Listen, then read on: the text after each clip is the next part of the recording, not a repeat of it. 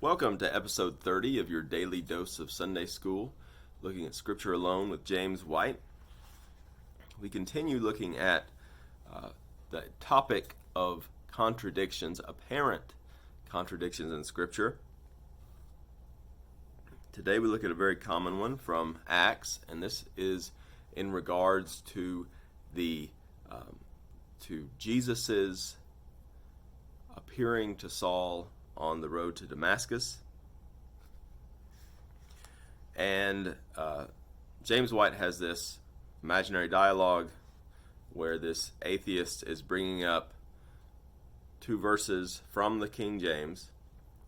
Acts 9:7 says, "And the men which journeyed with him stood speechless, hearing a voice, but seeing no man."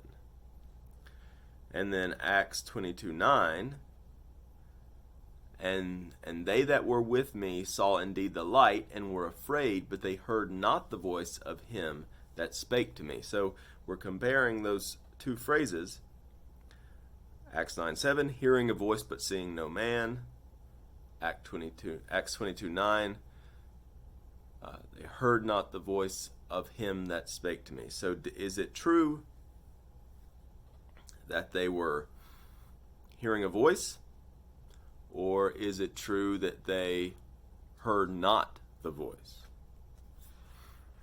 And in case you're wondering, the same Greek words are used, but that's not the entire story, because the Greek words are in very different forms.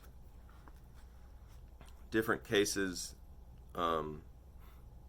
they are... And James White goes into all this. I'm not going to.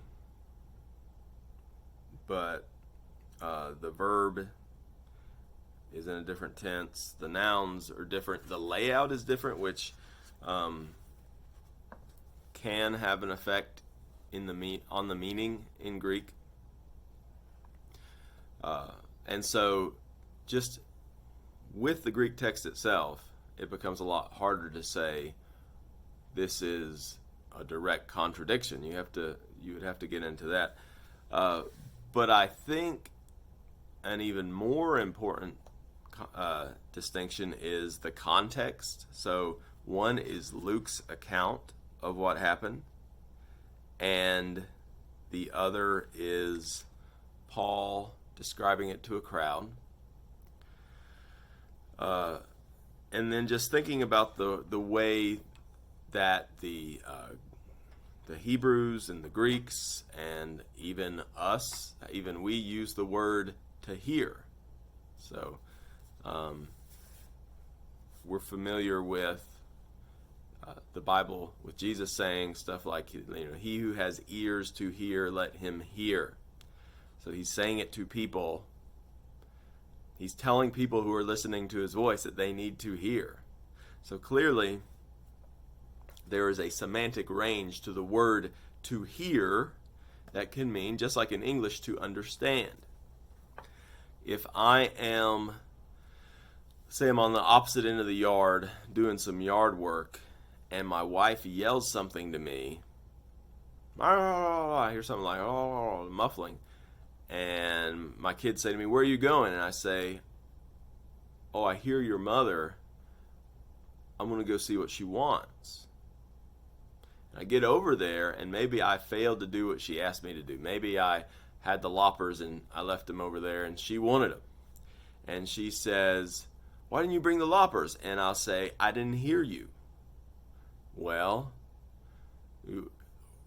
if I was the Bible and everybody wanted to try to find an error in me, well, then you have the words I said to my kids, which was, "I hear your mother," and the words I said to my wife, which were, "I didn't hear you." But in one case, it means I hear her voice. In another case, it means I didn't understand the words.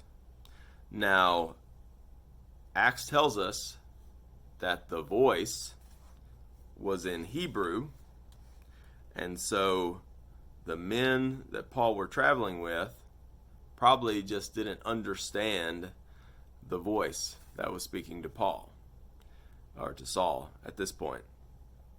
So that is kind of a easy solution to it. And if that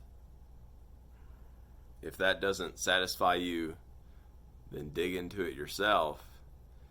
But do not throw out the words of Scripture.